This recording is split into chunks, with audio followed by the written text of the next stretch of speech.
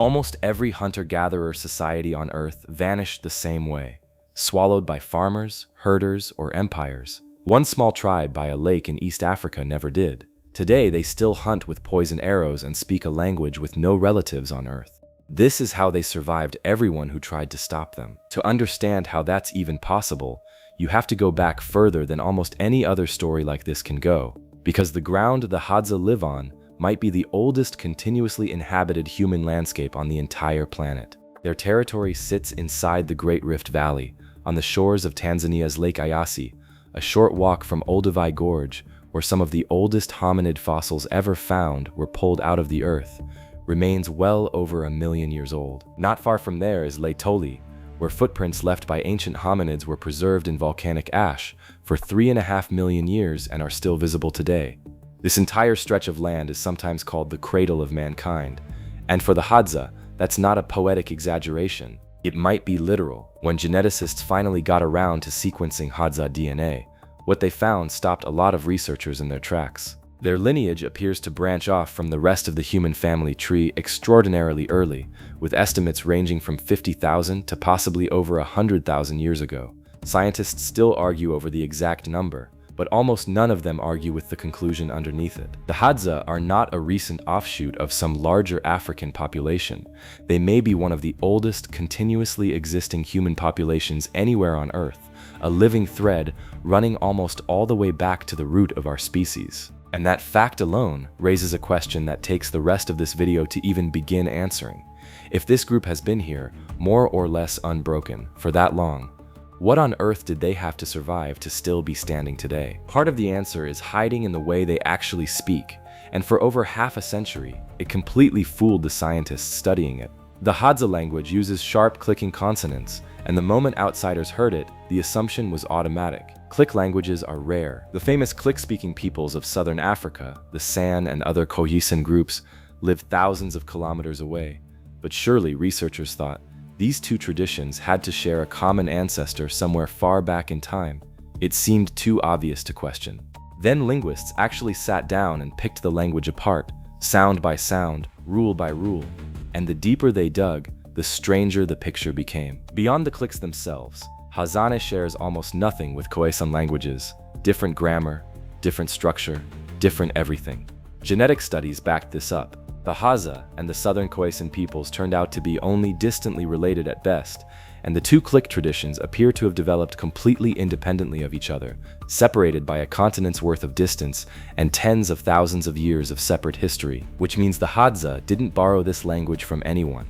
As far as anyone can currently tell, they built it from nothing, on their own, and carried it forward by voice alone, with no written form at all, for as long as anyone has been able to estimate. Today, researchers believe fewer than 1,000 people on the planet still speak it fluently, an entire unique branch of human language, unrelated to every other one on Earth, kept alive by a population smaller than the crowd at a single high school football game. But the strangest relationship in the entire Hadza way of life isn't between one person and another.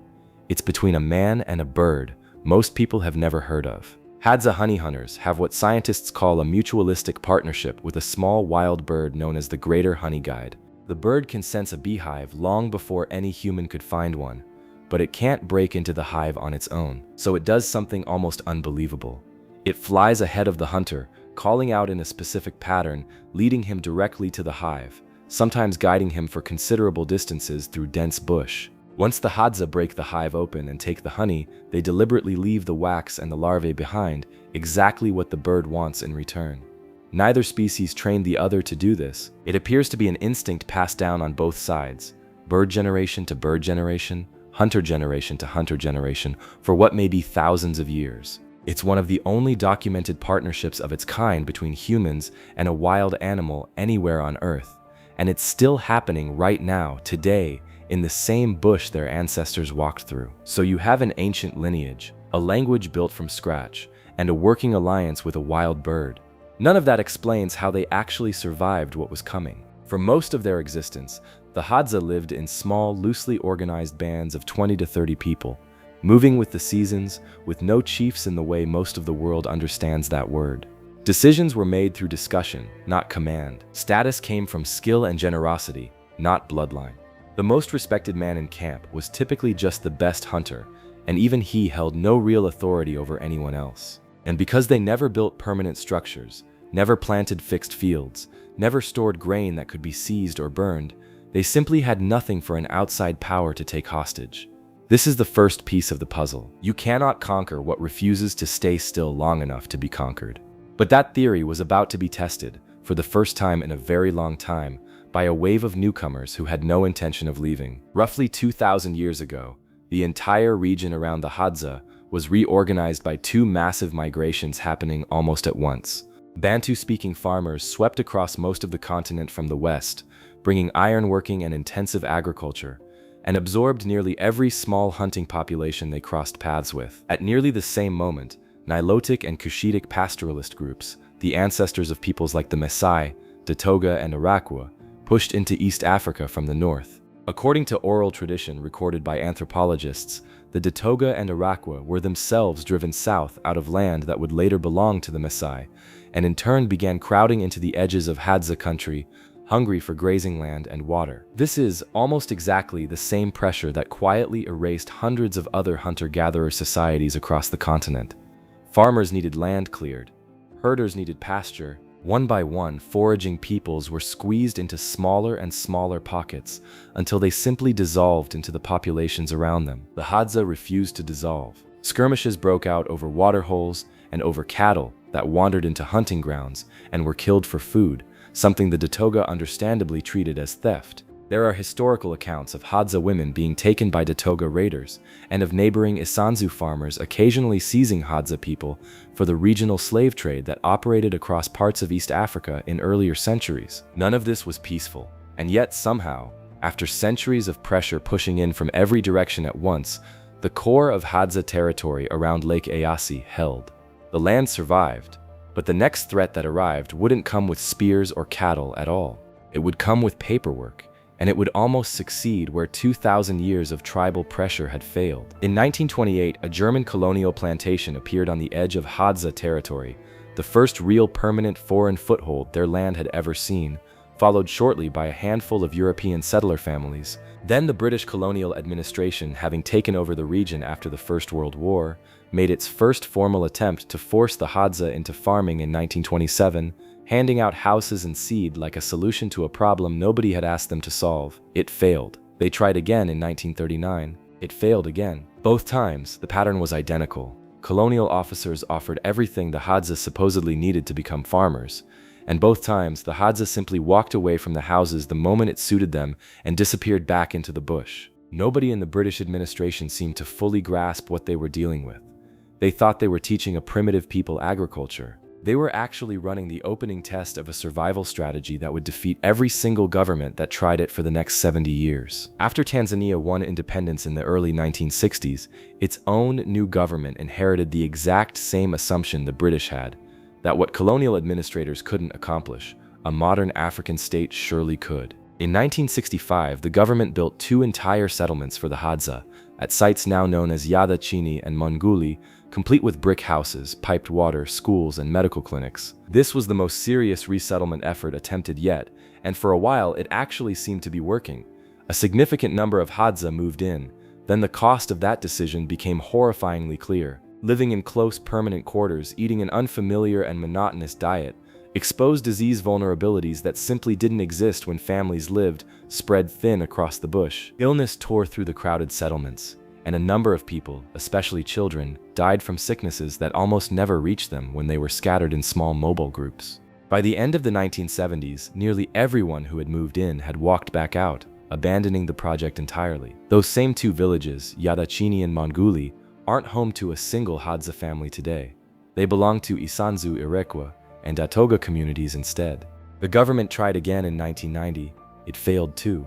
Christian missionary groups ran their own parallel attempts for decades, starting in the 1960s, trading food and education for permanent settlement. Every single one of these efforts, British or Tanzanian, government or missionary, ran into the exact same wall, and that wall is almost the perfect mirror image of what let a civilization like Iran absorb every army that ever conquered it. A society built on cities and bureaucracy, can swallow an invading culture by slowly reshaping it from within. A people with no fixed assets survives the opposite way, by refusing to stay in one place long enough for anything to take root in the first place. There's no capital to burn down, no granary to hold hostage, no population to guard once it has already quietly slipped back into the bush, the way it has again and again for 70 straight years. So if soldiers couldn't do it, and governments couldn't do it, and missionaries couldn't do it, what finally started chipping away at this way of life for real? The answer isn't a single dramatic event, it's something far slower and far quieter, and it's still happening right now while you watch this. The encroachment that began 2,000 years ago with the Datoga and Iroquois never actually stopped. It simply changed shape. Researchers tracking land use around Lake Eyasi have documented that the territory available to the Hadza has shrunk by an estimated 90% since the 1960s alone, as cattle herders expand grazing land, farmers clear new fields, and a major stretch of their traditional western territory was converted into a private hunting reserve. The Hadza themselves are now legally barred from entering to hunt. Tourism arrived as well, and it cuts both ways. Visitors bring income, and some of that money has funded land rights efforts that genuinely help.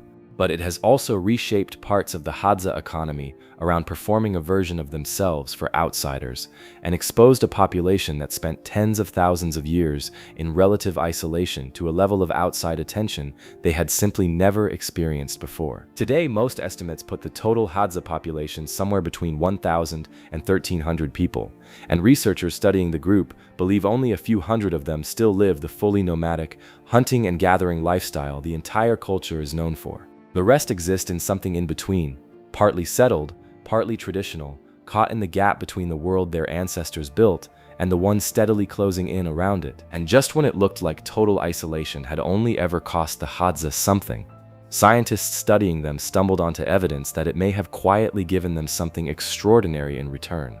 When researchers examined the Hadza gut microbiome, the trillions of bacteria living inside their digestive systems, they found it was dramatically more diverse than the microbiome of people living in industrialized Western societies, with some studies estimating it as roughly 3 times richer in variety. Their diet, built almost entirely around wild meat, wild honey, tubers, and foraged plants, appears to support unusually strong metabolic and cardiovascular health well into old age. Which means the exact isolation that colonial officers, missionaries, and government planners spent 70 years trying to correct may have preserved something modern medicine is only now starting to take seriously. The lifestyle the outside world labeled primitive turned out to be a live case study in what a human body looks like when it's never been touched by any of the things the rest of us assume are simply normal. Which brings this all the way back to the question sitting at the very start of this video.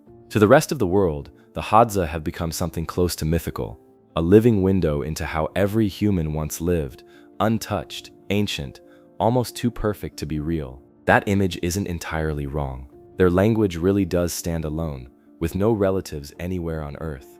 Their lineage really may stretch back further than almost any other living human population. Their gut health really has become a serious subject of scientific fascination, but that romantic image quietly hides a much more fragile, much more contested present, roughly 1,000 people still fighting year after year over grazing rights, water access, and the shrinking edges of a hunting reserve, while the rest of the world keeps deciding what their future should look like without bothering to ask them. The Hadza didn't survive 70 years of colonists, missionaries, and government settlement schemes by becoming a museum piece behind glass. They survived because every single time the world tried to turn them into something else, they simply walked back into the bush and kept being exactly who they had always been. The real question their next chapter will answer isn't whether they can survive one more colonist, one more missionary, or one more well-meaning government program. It's whether there will still be enough land left around Lake Eyasi for them to disappear into, the way they always have, for as long as anyone has ever been able to measure.